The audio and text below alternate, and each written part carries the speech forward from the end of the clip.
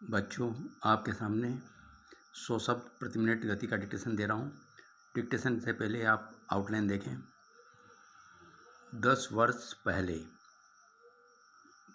10 वर्ष पहले का सब चिन्ह है। 10 वर्ष पहले तमिलों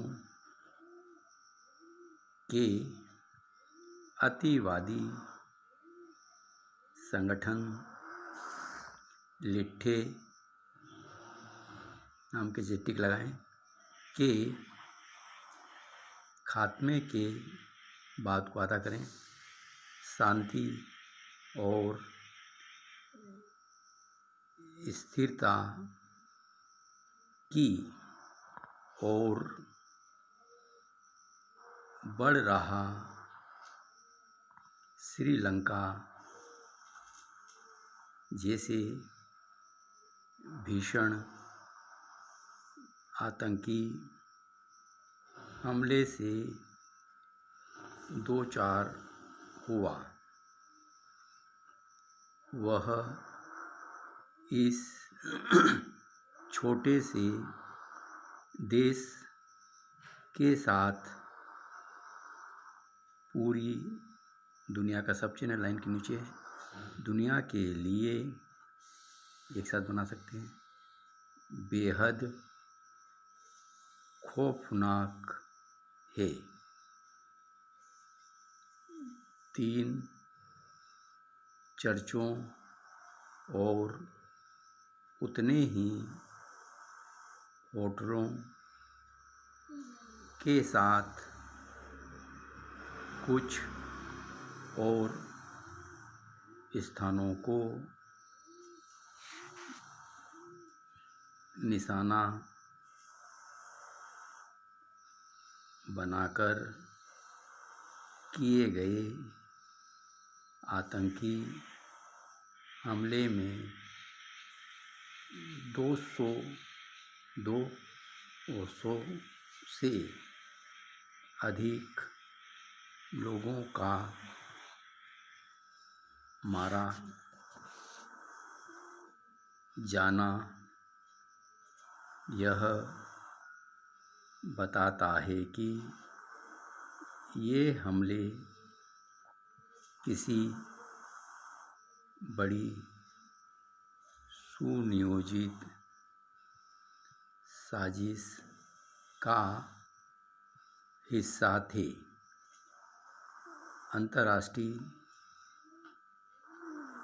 पर्यटकों से भरे रहने वाले होटलों के साथ जिस तरह चर्चों को खास तौर पर निशाना बनाया गया, उससे यह साफ है कि आतंकी ईसाई समुदाय के लोगों को निशाना बनाना चाह रहे थे। इसलिए चर्चों पर तब विस्फोट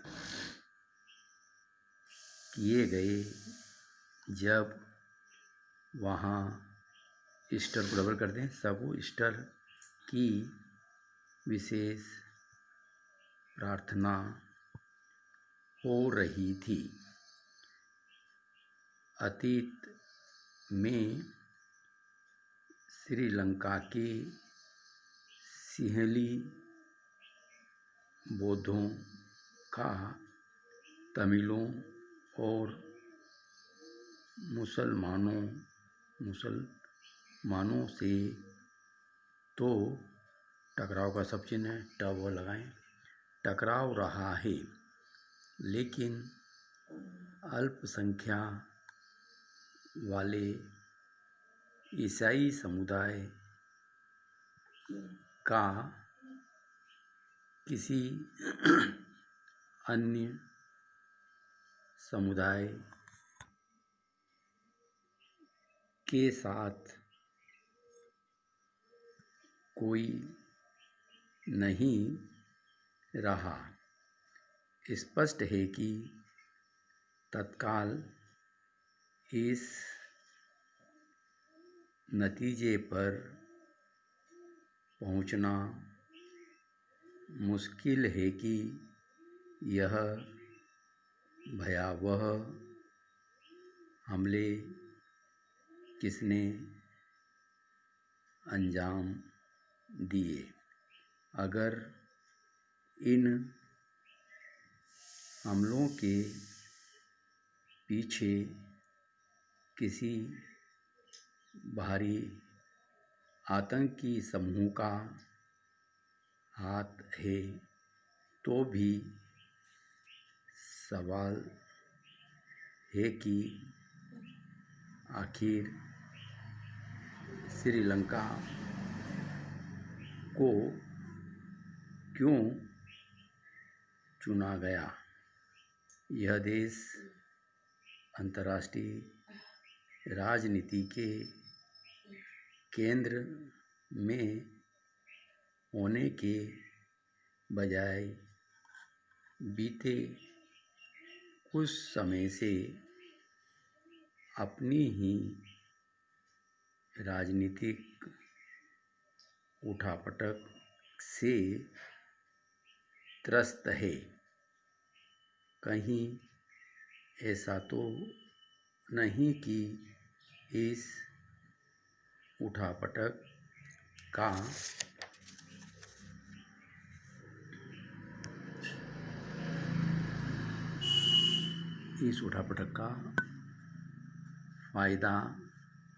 फायदे का सबसे नफा किसी नए पुराने अतिवादी समूह ने उठा लिया।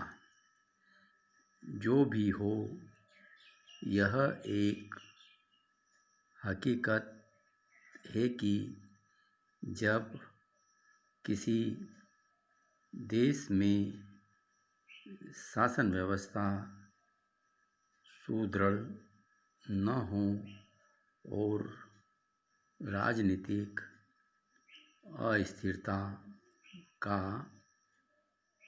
अंदेशा हो तो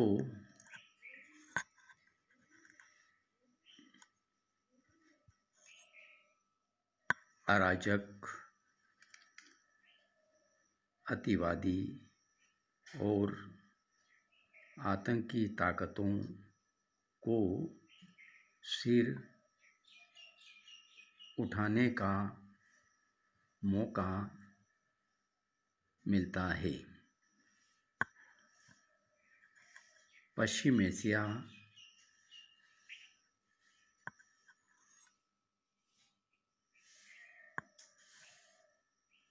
और साथ ही आए दिन आतंकी हमलों से जूझने वाले देशों को छोड़ दें तो श्रीलंका न्यूजीलैंड के बाद सबसे भयानक हमले का शिकार बना है। न्यूजीलैंड के मुकाबले में श्रीलंका में 4 गुना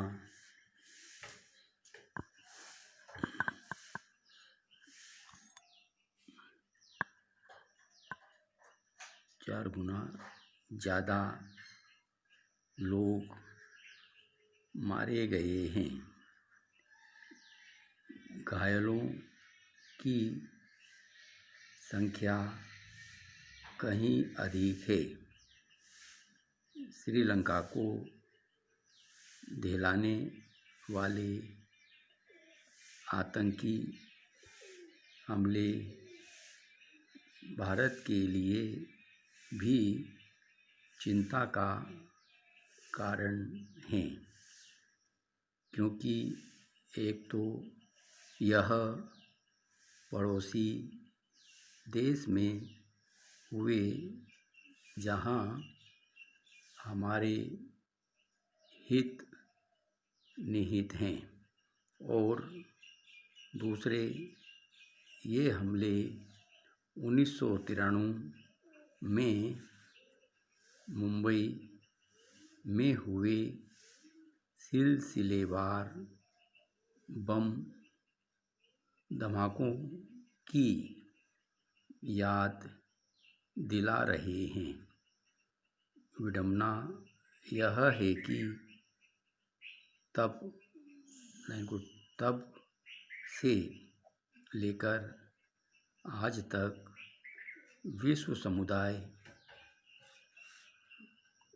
आतंकवाद की परिभाषा भी तय नहीं कर पाया है। लहूलुहान श्रीलंका एक बार फिर यह बता रहा है कि आतंकवाद मानवता के लिए सबसे बड़ा खतरा बना हुआ है। केवल इतना ही पर्याप्त नहीं कि पूरी दुनिया अपने पैरों पर खड़े होने की कोशिश कर रहे, श्रीलंका को दिलासा और सहारा दे, बल्कि यह भी देखें कि किस्म किस्म के आतंकवाद से कैसे निपटा जाए। ऐसा करते समय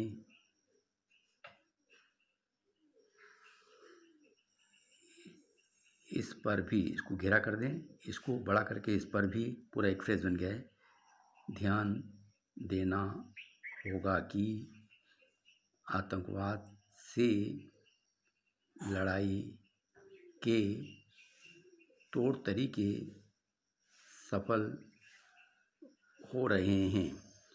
कम की बिंदी लगा दें तो कम हो रहे हैं। अतिवाद को हवा अधिक दे रहे हैं।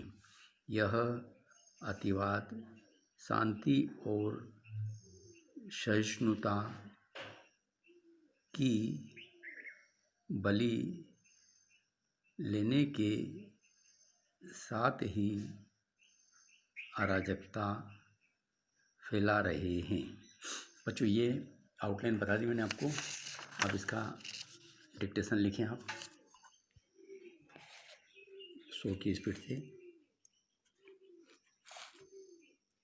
Yes, start. 10 वर्ष पहले तमिलों के अतिवादी संगठन लिट्टे के खात्मे के बाद शांति और स्थिरता की ओर बढ़ रहा श्रीलंका जैसे भीषण आतंकी हमले से दो चार हुआ। वह इस छोटे से देश के साथ पूरी दुनिया के लिए बेहद खौफनाक है। 3 चर्चों और उतने ही होटलों के साथ कुछ और स्थानों को निशाना बनाकर किए गए आतंकी हमले में 200 से अधिक लोगों का मारा जाना यह बताता है कि हमले किसी बड़ी सुनियोजित साजिश का हिस्सा थे।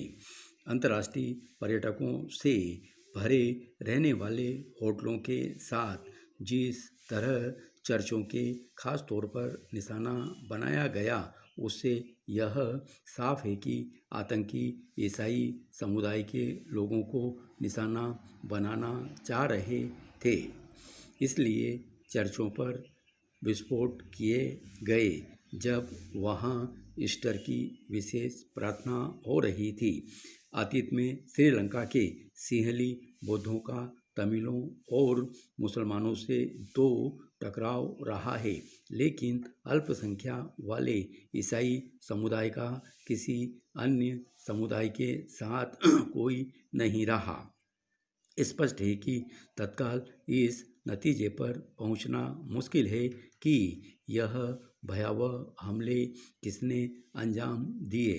अगर इन हमलों के पीछे किसी बाहरी आतंकी समूह का हाथ है, तो भी सवाल है कि आखिर श्रीलंका को क्यों चुना गया।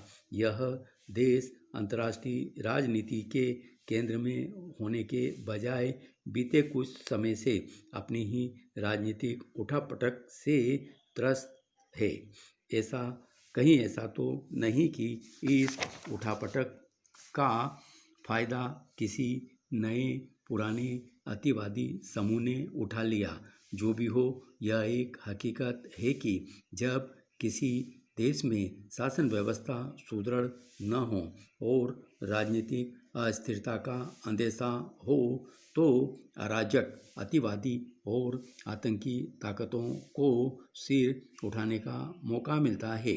पश्चिम एशिया और साथ ही आए दिन आतंकी हमलों से जूझने वाले देशों को छोड़ दें तो श्रीलंका न्यूजीलैंड के बाद सबसे भयानक हमले का शिकार बना है।